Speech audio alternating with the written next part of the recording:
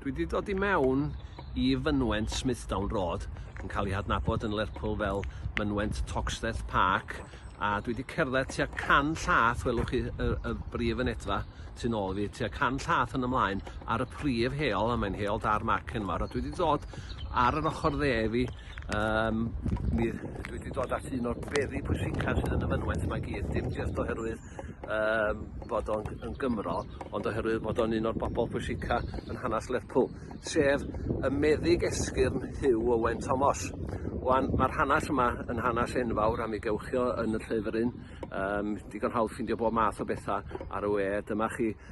greawdwr yr enwog Thomas Splint, sef y splint honno ddefnyddiwyd yn y Somme I achub gymaint o bobl. Wan, mae yna ddwsina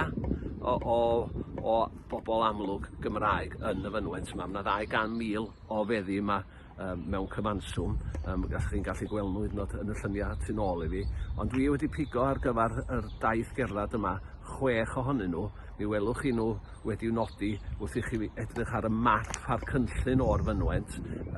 ac wedyn, os ydych chi'n edrych rownd Foncw, welwch chi garreg fer uchel yn y pen draw. Dwi'n pwyntio ati hi wan os dwi'n gael o'n iawn, sef carreg William Rathbon, un o sefydlwyr Prifysgol Bangor, aelod seneddol dros Arfon am gyfnod, dyn ddaru wneud llawer iawn at addysg yng Ngogledd Cymru, a mae o wedi gladdu Moncw hefo'i deulu, bobl amlwg iawn yn hanes Lerpwl. Wedyn sa'n ni dal I fynd ochr acw wedyn bellach dipyn bach. Mae'r llwybr yma gyda llaw yn mynd â chi reit rownd mewn cylch, a mi ddewch chi wedyn at bedd Harry Evans Dowlais, y cerddor hwnnw ddaru ennill y gwobra enfawr dros Côr Merthyr yn Eisteddfod Genedlaethol 1900 yn Lerpwl, a oherwydd hynny wedyn cael ei benodi gan bobl Lerpwl I sefydlu undeb gorawl dinas Lerpwl a'r Philharmonic wrth gwrs yn tarnu. Wedyn caelwch chi reit rownd wedyn, reit i'r ochr acw, sydd tua canllath o ffwrdd yma. Mi fedrwch chi ddilyn y map, mae o'n deitha chi'n union lle mae o, mi ddewch chi at sawl bedd arall amlwg Gymraeg, ond y 3 arall wedyn dwi wedi bigo ydy Peter William Sprymbo, ydy'r un fawr uchel o Moncw, yr uchau un,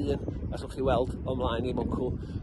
fodd ar o un o'r blaenoriaid cyntaf capal Princess Road, ac hefyd ffactri ddillad gyda fo yn gwerthu oilskins, un o'r bobl arloesol yn y maes creu oilskins ar gyfer morwyr. A wedyn os chi yn mynd wedyn, ymryn llia un I lawr y ffordd wedyn o dan y coed y Moncw, mi ffindiwch chi bedd Gwilym Hiraethog, a does dim rhaid deud mwy, mi gewch chi'r hanes Gwilym Hiraethog ym mhob man, ym mhob bywgraffiadur a hyn a llall, a drws nesaf efo hefyd, reit wrth I ochr o, a mi welwch chi hwnnw hefyd ar y map, mae digon hawdd I ffindio fo reit ar ochr y trac tarmac felwch chi rownd, mi ddewch chi at Eliasar Pyw. A dyna chi rei ohonyn nhw, a gobeithio newch chi hyd iddyn nhw gyd.